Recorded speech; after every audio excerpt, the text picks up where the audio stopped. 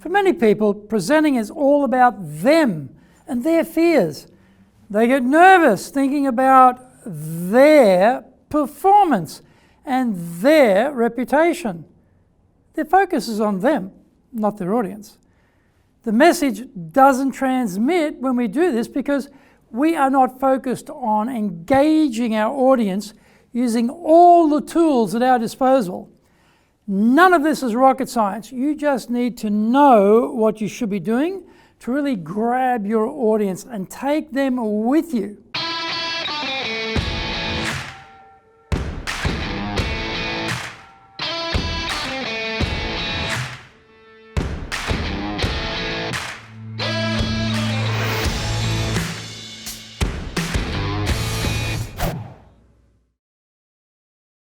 Welcome back to this weekly edition every Monday of the Cutting Edge Japan Business Show. I'm your host, Dr. Greg Story, your corporate coaching and training guy, president of Dale Carnegie Training Japan, and best-selling author of 2 books, Japan Sales Mastery and Japan Business Mastery. We are bringing the show to you from our High Performance Center in Akasaka in Minato-ku, which is the business center of Tokyo. Why the cutting edge? In this show, we are looking at the critical areas for success in business in Japan. We want to help advance everyone's thinking so that we can be at the forefront, at the cutting edge of how to flourish here in this market. Before we get into this week's topic, here is what caught my attention lately. The number of babies born in Japan fell an estimated 6% this year to fewer than 900,000. This will impact the funding of future welfare finances derived from taxes to support the snowballing costs of a rapidly aging population. The drop below 900,000 is actually occurring 2 years earlier than previously predicted.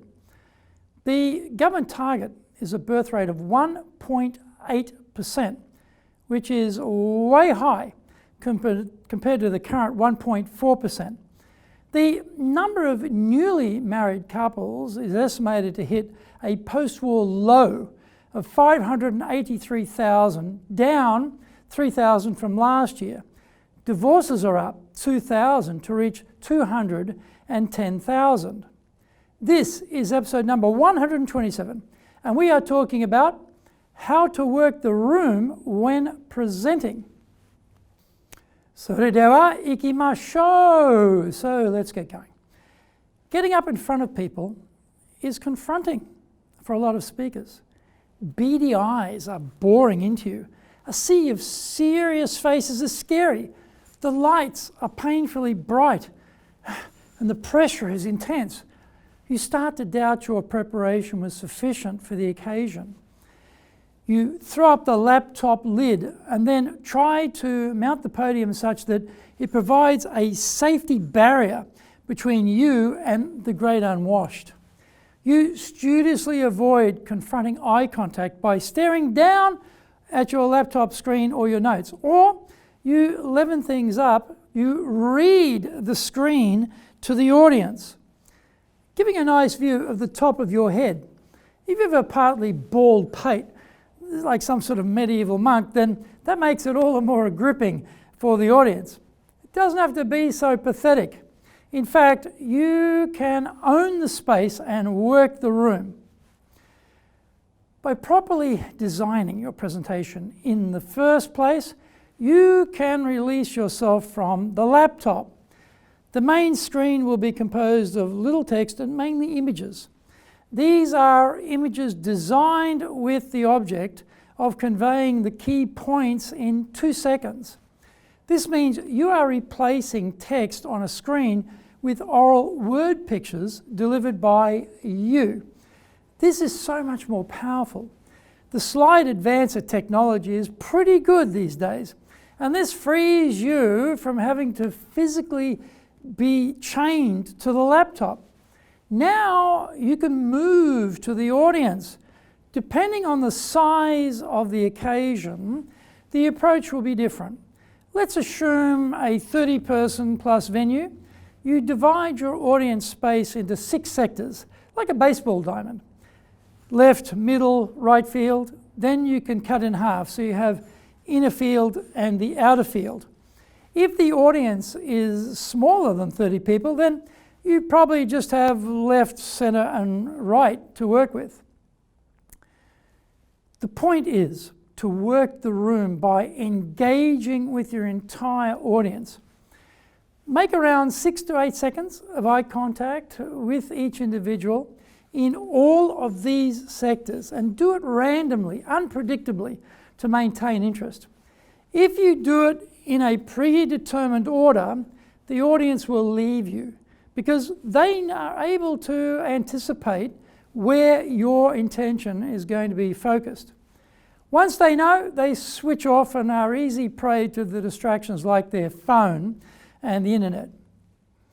In a larger audience, one individual seated toward the back receives your eye contact, but the 20 people sitting around them all think you are making direct eye contact with them. In this way, you can continuously engage the entire group. Don't pace across the stage while talking. You see nervous speakers doing this, and it becomes highly annoying as they keep traipsing across the stage from left to right, left to right, left to right. Here is Dr. Story's iron rule. Don't talk and walk. Move in silence, land on a spot, and then speak. Certainly move to the extremes of left or right on the stage. Make sure you engage with those seated on the sides of the venue. From the center, walk across to the left, then use your eye contact to connect with the audience members over there. Move back to the center, and then do the same from the center group, take care of them, then repeat the process for those on the right. Then again, back to the center. I think you get the idea. Well, find out more. We come back from the break.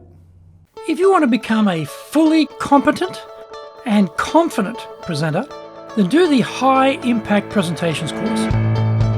We are all being judged when we speak, be it in the internal team meeting or in a public environment, be it the big bosses, clients, or an industry audience. Everyone is evaluating us. Don't blow it. Get the best training on the planet. Do the High Impact Presentations course now in either Japanese or English. Are you doing business with Japan? Do you really know how things work? Japan Business Mastery provides the answers. Do you have the right networks and know how to create them?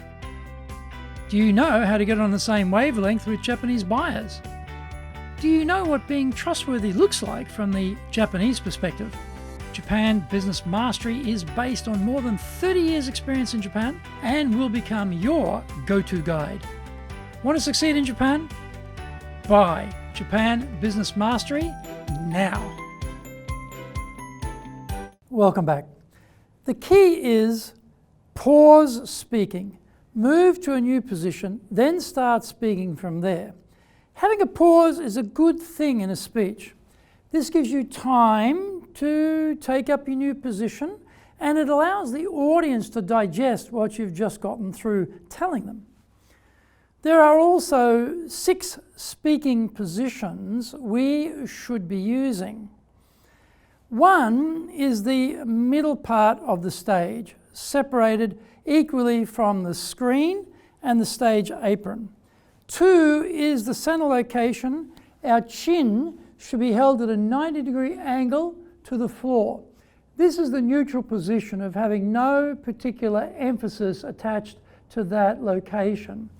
3, if we want to make a macro point, then back away from the audience towards the rear of the stage where you can be seen most widely. 4, in this back of the stage location, hold your chin up slightly at a higher angle than 90 degrees. 5, if you want to make a point of emphasis, then move to the front of the stage apron as close as you can get to the audience. 6, in this front of stage location, drop the angle of your chin down slightly to be less than 90 degrees. By the way, be careful about going to the edge of the stage so you don't fall off. Don't laugh. I've almost done this a couple of times in my enthusiasm to get close to my audience.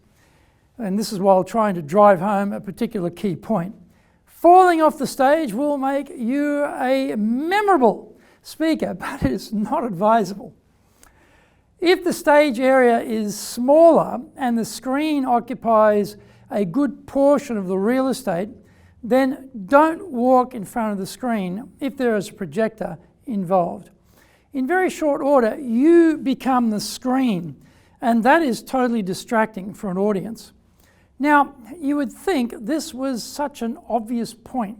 However, we've all seen speakers do it. They are not aware of the projector in front of them, and they have lost the attention of their audience by moving in front of the projector. In this case, stand on the audience left side of the projector. We read from left to right, so we want people to look at our face first and then look across the screen. I would say that 80% of the time, the room is set up for the speaker to stand on the opposite side, the audience right side. So it is best to let the organisers know in advance where you want to stand. We can still use our middle, back and front distances on the audience, left side of the stage, but we can't use the audience right. That is unless you hit the B key on the laptop and black out the screen. In this case, you won't be in the way of the light beam from the projector, and you can move around and across that beam where it would normally be. By the way, bring the screen up again, just press W. Take control of your speaking environment. Do not rely on clueless people to set up for you. Get it properly organized beforehand. The speaking spot is a physical environment. We don't want to just turn up there like a spectator. We want to dominate it. Make sure you own the space and work the room. If you do, your audience will buy your message and they will remember you as a powerful and confident presenter. Someone they would like to hear from again in the future. Remember, this is how you build your personal brand. The Cutting Edge Japan Business Show is here to help you succeed in Japan. Subscribe on YouTube. Share it with your family, friends, and colleagues. Become a regular. Thank you for watching this episode, and remember to hit the subscribe button. Our website details are on screen now, enjapan.dalecarnegie.com. It's awesome value, so check it out. Now, I'd love you to leave me some feedback on YouTube. I'd like to know how this show has helped you, and are there any other topics that you would like me to cover? Remember, I'm here as a free resource to help you. So just tell me how I can help you best. You might also enjoy my other weekly shows for podcasts. Mondays for the Cutting Edge Japan Business Show, that's the podcast version. On Tuesdays we have the Presentations Japan series. Wednesdays for the Sales Japan series. And Thursdays for the Leadership Japan series. On Fridays we have the Japan Business Mastery Show. Also do that on YouTube. So for the podcast version, get that wherever you get your podcast. Now, Fridays, that Japan Business Show is broadcast on YouTube, so you can check that out there. So in episode 128, we're going to be talking about defending your price. Find out more about that next week. So, yoroshiku onegai itashimasu. Please join me for the next episode of the Cutting Edge Japan Business Show. We are here to help you. We've only got one direction, in mind for you and your business, and that is up.